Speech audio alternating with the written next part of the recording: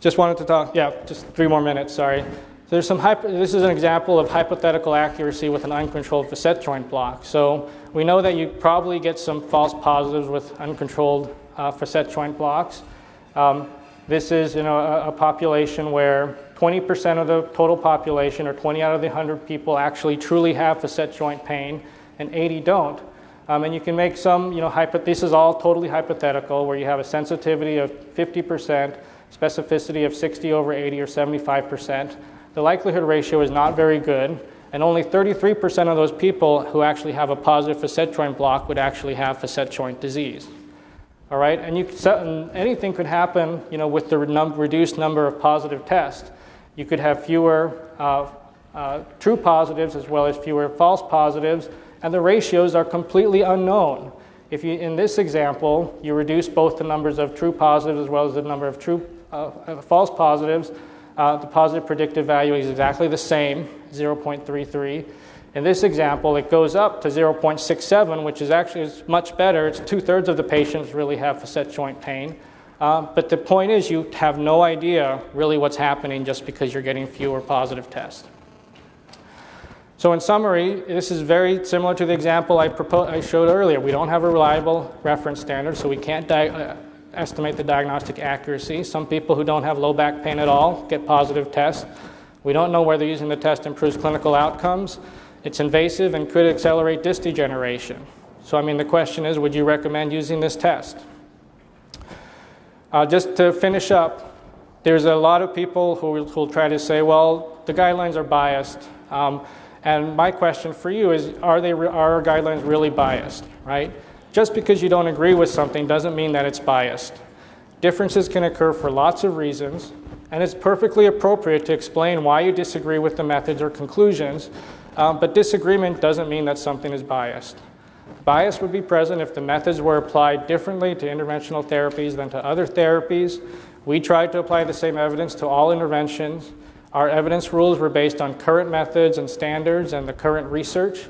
We have tables that show how we came up with our conclusions. And we found numerous non-interventional therapies to be ineffective or rated insufficient evidence based on similar levels of evidence.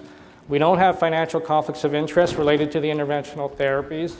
Almost all of the research is actually the opposite direction, that when you have people who have ties to industry or who have a vested interest in a procedure, they're more likely to be biased. So if anything, a specialty society guideline is more prone to bias than a multidisciplinary guideline. So in summary, our methods are based on the basic principle that recommendations should be based on sound evidence. We don't think uncontrolled studies are suited for evaluating efficacy. I showed you why, and I think most people would agree with that. We have many examples of misleading controlled observational studies in this arena. It doesn't mean that controlled observational studies are useless, but you have to be very selective and careful how you use them. The RCT evidence is characterized by sparse data, poor quality, or inconsistency, and when that's the case, it's not reliable for decision making. There's implications for clinical decision makings, and one is important for you guys, is that policy decisions will continue to be made on the basis on the quality of the research evidence.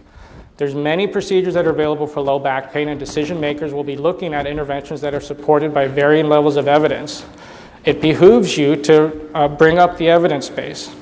I don't think there's a case to be made that interventional therapy should be subjected to a substantially lower standard of evidence, and most decision makers would not agree with that. Strong evidence will remove controversy from the policy decisions. There was a study that just showed that when you have strong evidence, it takes away nobody argues over whether to do colonoscopy in people who are over 50. We have good evidence of that. And most people won't argue about, not recommending bed rest anymore for low back pain. We have good evidence about that.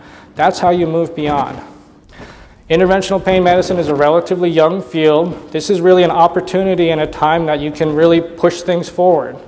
There are inconsistencies in the evidence, and I think it's important to be realistic about those and to understand those and to acknowledge those. It's hard to be taken seriously if you kind of deny that there are these kind of issues there. As long as the evidence is weak, decisions about interventional procedures will be arbitrary and subjective, as well as unpredictable. You might get lucky. A policymaker may say, well, we'll go ahead and cover this or pay for this. But do you really want to be relying on luck or your lobbying ability, or do you want to be relying on science and well-good design studies? So I think that we should all be advocating for the needed research. I want effective interventions for low back pain just like anybody else does. And I would love if you showed me a procedure supported by 3 or 4, they don't have to be huge RCTs, but you give me consistent results, I can tell you they're going to be included in the next guideline. We're not asking for a 10,000 patient trial, really. Be well versed in the current standards for conducting and assessing research, and strong evidence will better inform clinical decisions. It'll remove uncertainty and capriciousness from the policy decisions and enhance the credibility. Sorry I went over time.